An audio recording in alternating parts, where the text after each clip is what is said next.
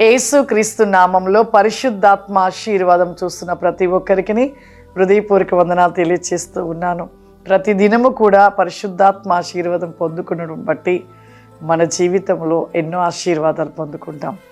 ఈరోజు పరిశుద్ధాత్మ దేవుడు మనకిస్తున్న వాగ్దానమును చూసుకుందాము.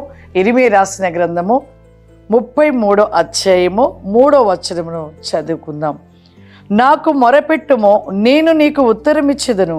నీవు గ్రహింపలేని గొప్ప సంగతులు, గూఢమైన సంగతులను నీకు నేను తెలియచేతును. ఇక్కడ ఒక మాటగా నాకు మొరపెట్టుము, నీకు ఉత్తరమిచ్చేదను, గూఢమైన సంగతులు తెలియపరుస్తాడంట. ఎవరైతే నిత్యము దేవునికి మొరపెట్టే విధానమును మనం బహుగా మొరపెట్టుటలో నిలిచి ఉన్నట్లయితే సమాధానం ఖచ్చితంగా దేవుడు అనుగ్రహిస్తాడు. ఎందుకంటే నా జీవితంలో క్రొత్తలో దేవుణ్ణి తెలుసుకున్నప్పుడు ఎక్కువగా ప్రార్థనలో ఉంటూ ఉండేదాన్ని.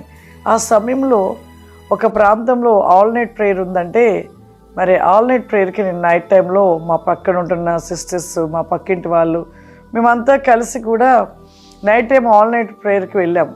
వెళ్ళేటప్పుడు పెద్ద బాబును చిన్న బాబును కూడా ఇంట్లోనే ఉంచేసి వెళ్ళాను. అలా వెళ్ళి ప్రేయర్ అయిపోయి ఇంటికి వచ్చాను. ఇంటికి వస్తే 4 అయింది. వచ్చేసి ఎందుకో బాబు ప్రక్కన ఇంకా దుప్పటి ఇలా నేను పక్కకి జరుపుతుంటే దానిలో నుండి మరి ఏమైందో కానీ బాబు ఆ ఒక పాము లాంటిది వెళ్ళిపోయింది. సన్నది ఇట్లా పాములాగా ఉంది. అది వెళ్ళిపోవడము, ఆ దుప్పటి తీగ దులుపగానే ఒక పాము లాంటిది వెళ్ళిపోతుంది. అది వెళ్ళిపోగానే చూసి వెంటనే భయమేసి బాబులు లేపుగాని ఈ కాలుకి 2 ఘాట్లుగా పడి ఉన్నవి. ఇక అవి చూడగానే నాకు భయం వేసింది. ఈ పామే కరిచింది ఖచ్చితంగా. అది సన్నటి పాము కాగా వెళ్ళిపోతుంది. అసలు దాన్ని ఇక నేను చూసి బాబులు లేపుగానే పాపకి కాలు కాడ 2 కూడా ఘాట్లు ఉన్నాయి. వెంటనే ఇంకా నాకు భయం వేసేసి అక్కడ చేయి పెట్టేసి చాలాసేపు ప్రార్థన చేశాను. బాబు అంతసేపు ఉండలేక పక్కకి వెళ్ళిపోయాక కూడా నేను, ప్రభా నువ్వు నాకు సమాధానం ఇచ్చేదాకా నేను ఇలాగే కూర్చుంటానయ్యా అనేసి ఆ 4 కానుండి కూడా నేను ఉదయం 10 వరకు నేను ఏడ్చుకుంటూ అలాగే ప్రేయర్లో కూర్చున్నా. కనీసం నేను లేచి బయటికి వెళ్ళడం కానీ బాబుకి ఎలా ఉందో అని కూడా ఆలోచించకుండా దేవుని యొద్ద నుండి సమాధానం కోసము అలా 10 వరకు అలాగే ప్రార్థన చేసుకుంటూ ఉన్నాను. 10కి ప్రభు నాకు ఒక దర్శనం చూపిస్తూ ఉన్నాడు.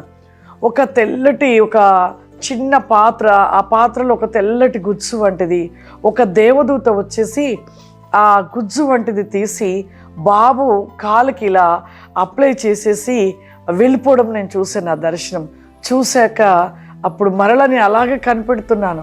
ప్రభు యొక్క స్వరము చేత, కుమార్తె నీ కుమారుడికి నేను స్వస్థతనిచ్చాను అని మరొక స్వరము వినుట, ఆ దర్శనము చూశాక అప్పుడు 10:30 టైంలో, ఉదయం 10:30 టైంలో కళ్ళు తెరిచాను.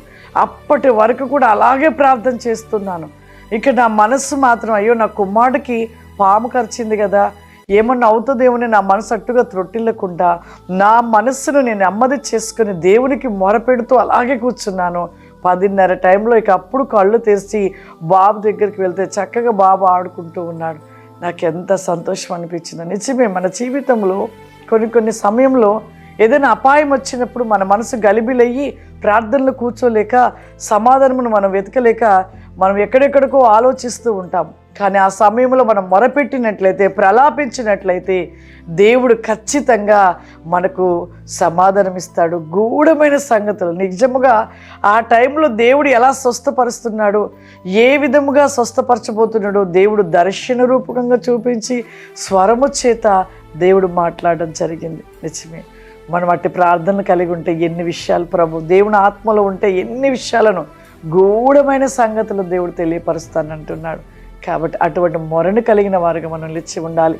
ప్రార్థన చేసుకుందాం.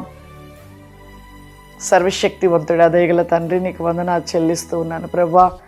పరిశుద్ధాత్ముడా, when you go because tell because మీ తండ్రి దేవా, మొరపెట్టుటలో నిత్యముగా మేము మొరపెట్టుటలో ప్రతివేకముగా నిలిచి ఉన్నట్లయితే నీ ఉత్తరం ఇస్తానని సెలవిస్తున్నావు. గూఢమైన సంగతులను తెలియపరుస్తానంటున్నావు తండ్రి. నీకు స్తోత్రం. ఈ ప్రోగ్రాం చూస్తున్న ప్రతి బిడ్డను కూడా నాయన మీరు దీవించి ప్రతివేకముగా మొరపెట్టుటలో ప్రతి హిలాసి కావరి బాసి కాందికి ఇలాసి కోరి కాదీలి ఫావరిమా అతి క్లోసి కాంది మై సెల్ బికాసి కావరిమా ప్రతి నీకమైన మీ దీవెన ఆశీర్వాదము ప్రభు చూస్తున్న ప్రతి బిడ్డలకు దయచేయమని యేసు క్రీస్తు నామమున అడుగుచున్నాను తండ్రి. ఆమేన్.